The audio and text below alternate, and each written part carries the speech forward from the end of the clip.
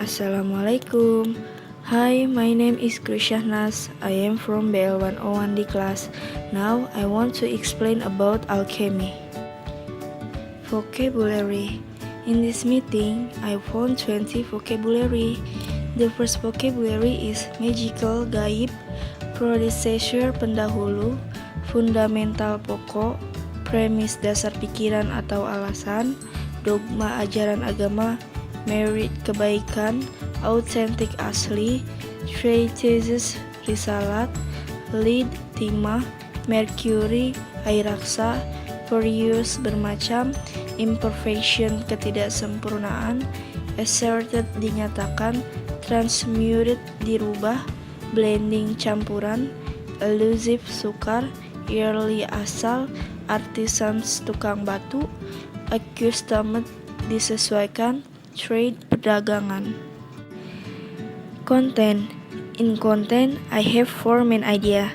The first main idea is alchemy. The second main idea is the earliest authentic works. The third main idea is the early alchemists. The fourth main idea is despite centuries of experimentation. Alchemy. Although its purpose and techniques were often magical, alchemy was in many ways the predecessor of the modern science of chemistry. The fundamental premise of alchemy derived from the best philosophical dogma and scientific practice of the time, and the majority of educated persons between 1400 and 1600 believed that alchemy had great merit. The earliest authentic works.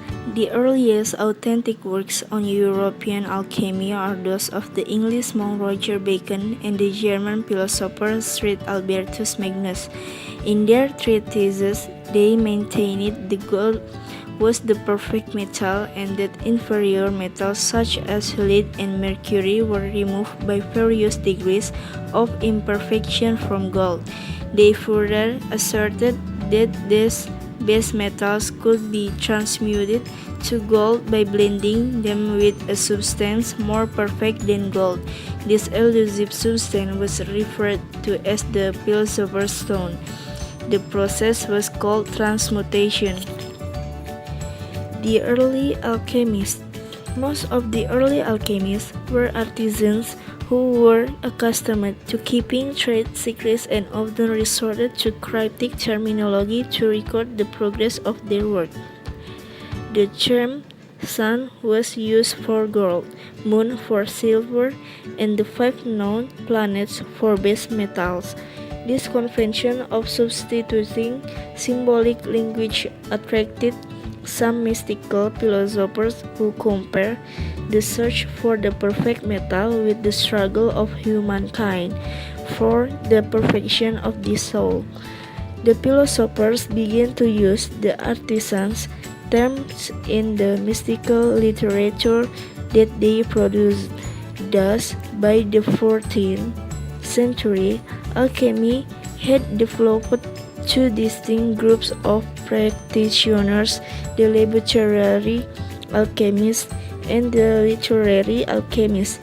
Both groups of alchemists continued to work throughout the history of alchemy, but of course, it was the literary alchemist who was more likely to produce a written record. Therefore, much of what is known about the science of alchemy is derived from philosophers rather than from the alchemists who labored in laboratories. Despite centuries of experimentation, laboratory alchemists failed to produce gold from other materials.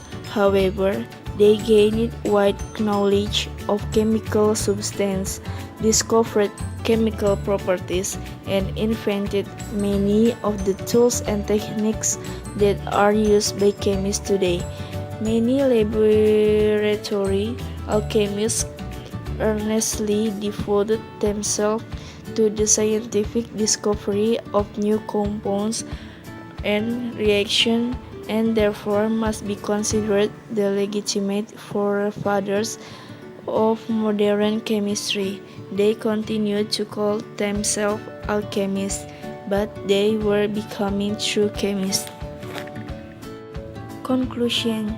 The conclusion is alchemy was in many ways the predecessor of the modern science of chemistry. The fundamental premise of alchemy derived from the best philosophical dogma and scientific practice of the time.